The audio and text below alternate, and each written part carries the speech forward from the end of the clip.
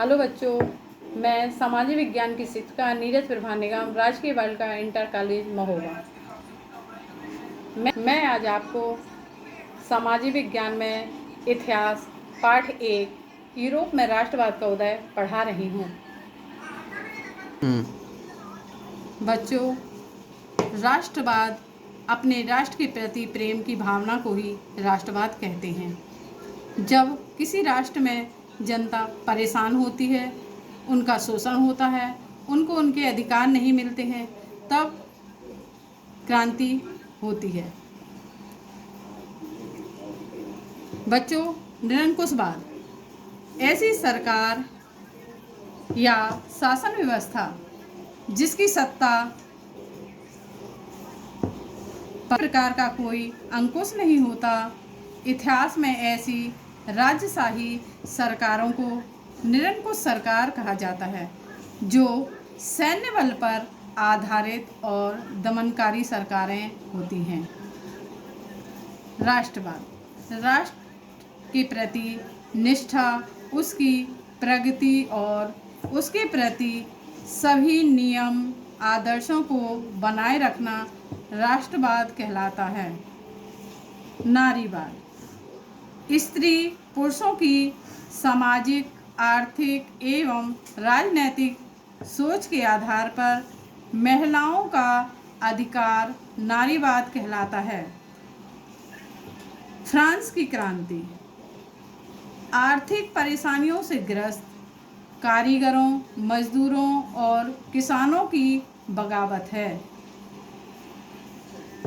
फ्रांसीसी क्रांति की शुरुआत 1789 ईस्वी में हुई। फ्रांसीसी की क्रांति सभी लोगों की मांग थी कि राजतंत्र को हटाकर प्रजातंत्र बनाया जाए।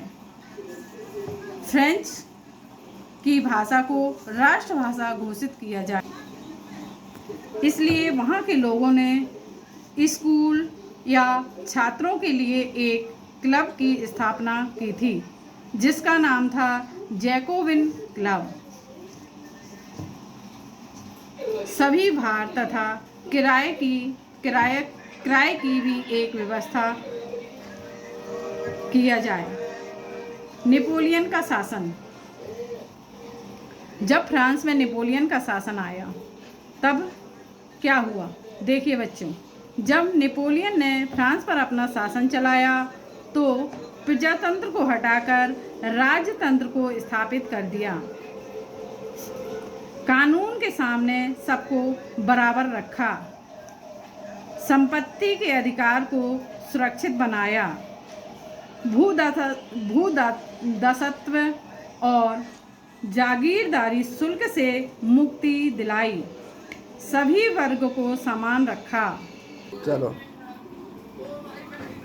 इटली का एकीकरण 19वीं सदी के बाद इटली 7 राज्यों में विभाजित हो गया था। 1830 के दशक में जोसेफ मैज़िनी ने एकीकृत गणतंत्र के रूप में इटली के एकीकरण के लिए प्रयास करना आरंभ किया।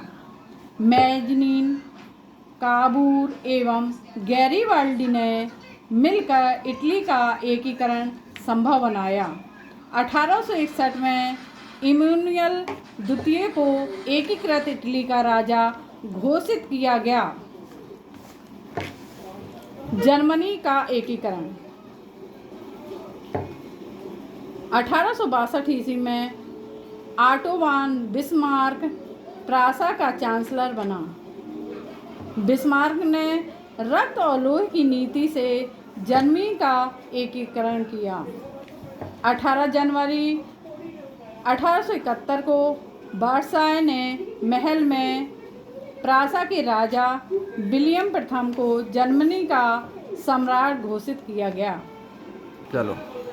इसी के साथ यह पाठ समाप्त होता है। थैंक यू बच्चों।